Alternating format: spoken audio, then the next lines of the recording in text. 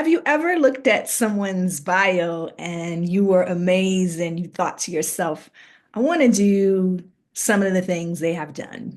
You look for the clues. You may look at their education. You may look at the pathways that if they had a non-traditional path, and you think that you're going to do exactly what they do and have the same outcome. Well, it may or may not work out for you that way. You have to define your own path. And I'll tell you that I've worked across multiple industries. I am an aerospace and industrial engineer that worked in the aviation industry in Fortune 500 companies. I've worked in nonprofits and supporting after school programs, STEM education programs, and I've supported higher education initiatives and work with many different community initiatives. And I'll tell you, I am quite confident in my capabilities. All that doesn't happen without people.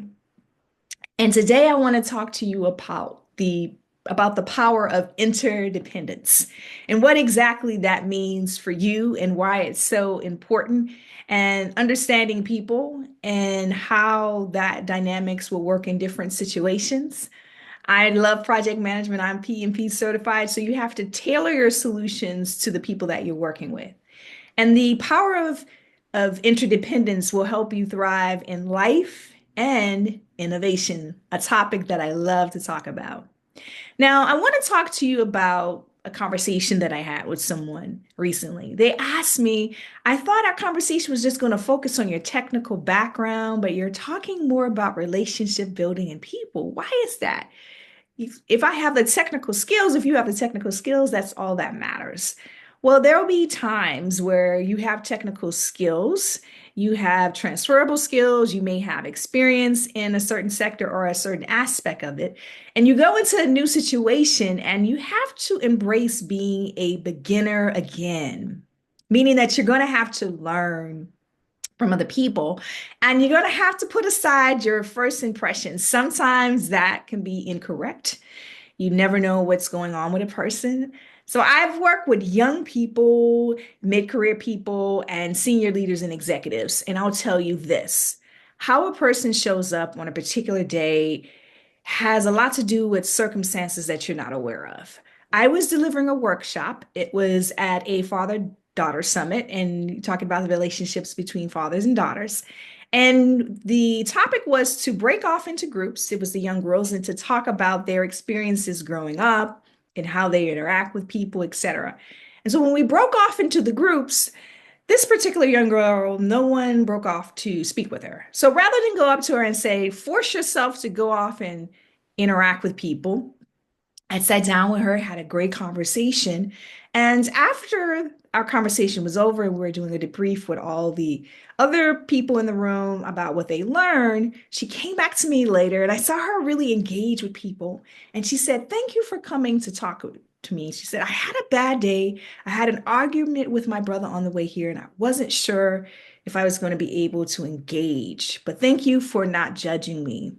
And if we think about thriving in innovation in our life and the power of interdependence, that's what we have to think about. You could be used to being a star player, making all the award-winning shots, and one day you show up not at your best. And because you have embraced being interdependent and you've helped other people when they were down, they will do the same to you for you. So we have to think about that and that power of interdependence. You are smart and you're capable, but one day you're going to show up and you're not going to be on your A game. And that's where interdependence matters in your community of people. And you have highs and lows in your life and your career. So you can have career highs. I've spoken on TEDx stages, Society of Women Engineers Conference, smaller events, podcasts, etc. But the big thing that matters is showing up and doing your absolute best at that moment. And it may not be perfect. You have to be willing to do that. And when we think about what this thing called social capital, that's another thing. If you think about it only based on your skill set and your ability to build it, you're going to have to be able to borrow social capital at times. And in order to do that, people have to feel seen, valued, and heard when they're around you in order to be able to borrow their social capital to be successful in the environment and build it based on your reputation and the value you bring. So I want you to think about all these things as we go into the future and we think about 2025. And when I'm asked several times over how I've done so many amazing things, and I'll say it's the people and showing up, being willing to be an expert or a beginner or in the middle, somewhere in the middle, and valuing all those things. Remember, you are an expert, but you're not an expert all the time. You have blind spots. You have a circle of influence, and then you have to build outward and get into other circles of influence. And as that workshop that that young girl taught me, is that you never know what's going to happen. You don't know people's attitudes, and even someone you work well with, they can show up one day and be different. And so, really, one of the most impactful things I did this year, I read a book called How to Get to Know a Person and More Deeply. And I put it in the caption for you to check it out. But it talks about different instances, even people you've known for a long time, and clarifying things, asking clarifying questions, and not expecting someone to automatically know. And as we are talking about interdependence and learning about our emotional intelligence, we also have to be aware that oftentimes we may be triggered by something. And someone may or may not know they triggered you. And being able to have that courageous conversation. When we talk about interdependence, it's the ability to have those courageous conversations. I've done a video this year about talking about authenticity versus transparency. And is there a space for us to be both at all times? Sometimes there isn't. So there's a lot of things that go into play. But I want you to think about it this way. It's not abandoning your independence, and it's not completely being codependent. It's being interdependent, meaning that I know I'm independent, but sometimes I need help and I need to collaborate in order to have the vision of thinking about all the viewpoints that matter and how to make that be successful and allowing other voices to exist in that situation as well. So it's a lot to think about.